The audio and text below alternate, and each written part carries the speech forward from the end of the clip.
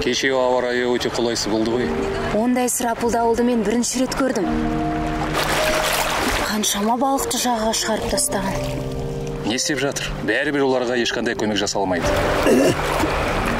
Аға, бекерге өре болып жатырсыз. Мұның пайдасы қанша?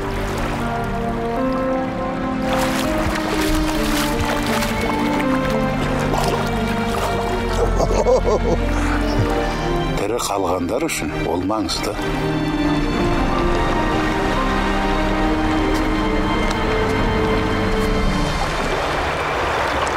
Кейде кішігірім қадамың үлкен істің бастамасы болмақ. Еркін, мейірімді қоғамы, самұрық қазына қолдауымен.